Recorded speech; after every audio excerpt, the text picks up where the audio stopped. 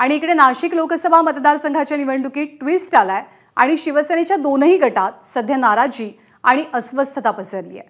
ठाकरे गटाचे लोकसभेचे संघटक विजय करंजकर यांचे तिकीट कापलं गेलंय, त्यामुळे त्यांनी बंडखोरीचा इशारा दिलाय। तर शिवसेना शिंदे गटाचे विद्यमान 2 खासदार हेमंत गोडसेंचं तिकीट डावलून छगन भुजबळांना तिकीट मिळण्याची शक्यता आहे। तर दुसरीकडे नाशिकची जागा ही शिवसेनेलाच मिळेल असा दावा आणि विश्वास हेमंत गोडसे व्यक्त करतात। त्यामुळे शिंदे गट नाराज असल्याचं कळतंय। त्यातच मराठा क्रांती मोर्चाची आजची बैठक पार पडतेय। छगन भुजबळ यांच्या संभाव्य उमेदवारीबद्दल रणनीती आखली जाण्याची शक्यता आहे। तर दुसरीकडे ठाकरे गटाचे उमेदवार राजाभाऊ वाजे आज मातोश्रीवरती उद्धव ठाकरेंना भेटणार आहेत। छगन भुजबळ यांच्या कार्यकर्त्यांना उमेदवारीच्या अधिकृत घोषणेची सध्या नाशिकमध्ये प्रतीक्षा आहे।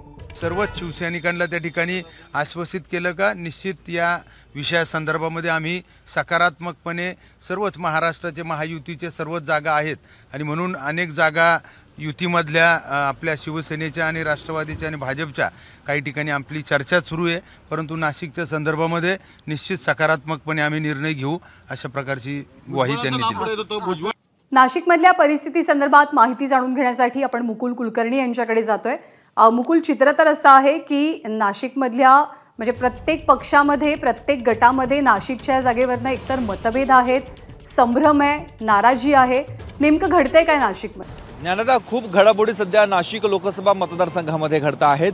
आता नुकतेच उबाटा गटाचे उमेदवार राजाभाऊ वाजे आणि प्रमुख पदाधिकारी हे मुंबईच्या दिशेने निघालेले आहेत। मातोश्रीवर त्यांची 12 वाजता उद्धव ठाकरे यांच्यासोबत भेट होणार आहे, बैठक होणार आहे आणि पुढची रणनीती ही मातोश्रीवर ठरवली जाणार आहे। दुसरीकडे उबाटा गटाचेच जे इच्छुक उमेदवार म्हणून मानले जात होते किंवा ज्यांना उमेदवारी ही दिली जाईल असं मानलं जात होतं ते विजय करंजकर हे नाराज आहेत। त्यांची उमेदवारी डावलण्यात आलेली आहे, त्यामुळे ते त्यांच्या कार्यकर्त्यांसोबत आज बैठक घेऊ शकतात आणि उद्याला ते आपली नाराजी व्यक्त करण्यासाठी उद्धव ठाकरे यांची भेट देखील घेणार आहे। त्यामुळे त्यांनी कालच ज्यावेळेस राजाभाऊ वाजे यांना उमेदवारी जाहीर झाली त्यावेळेस त्यांनी सांगितलं मी लढणार आहे। त्यामुळे त्यांची बंडखोरी कशी थोपवायची हा सर्वात प्रमुख प्रश्न उबाटा आणि महाविकास आघाडीसमोर असणार आहे। दुसरीकडे सत्ताधारी पक्षामध्ये जर आपण बघितलं तर हेमंत गोडसे यांना डावलून छगन भुजबळ यांना उमेदवारी दिली जाईल अशी दाट शक्यता व्यक्त केली जाते। किंबहुना आज किंवा उद्याला त्या संदर्भात घोषणा देखील होऊ शकते अशी चर्चा आता राष्ट्रवादी काँग्रेसच्या कार्यकर्त्यांमध्ये आहे। राष्ट्रवादी काँग्रेसचे कार्यकर्ते तयारीला लागलेले आहेत, मात्र दुसरीकडे शिवसेनेचे कार्यकर्ते पदाधिकारी नाराज आहेत। त्यांनी गेल्या 3 दिवसामध्ये दुसऱ्यांदा मुख्यमंत्री एकनाथ शिंदे यांची भेट घेतलेली आहे।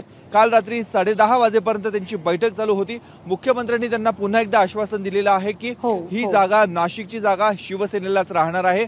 कुठला मंत्री किंवा कुठल्या नेत्याने नाशिकची जागा शिवसेनेकडून जाऊन ती राष्ट्रवादी काँग्रेसकडे जाणार अशी घोषणा केली, याबद्दल माहिती द्या।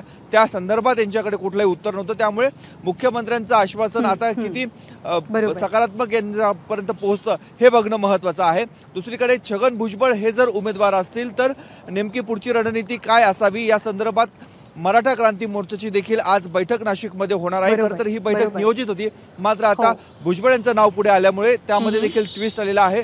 या संपूर्ण बैठकीचा अहवाल मनोज जरांगे पाटील यांच्याकडे दिला जाणार आहे। त्यामुळे नाशिकमध्ये एकाच उमेदवारीवरून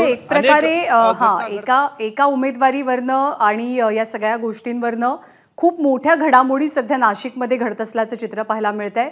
मराठा क्रांती मोर्चा संदर्भात सुद्धा आणि विविध पक्षांमध्ये सुद्धा इंटरेस्टिंग बनली आहे नाशिकची लढत। मुकुल, वेळोवेळी ताजी माहिती जाणून घेत राहू। तुर्तास धन्यवाद। एबीपी माझा, उघडा डोळे बघा नीट।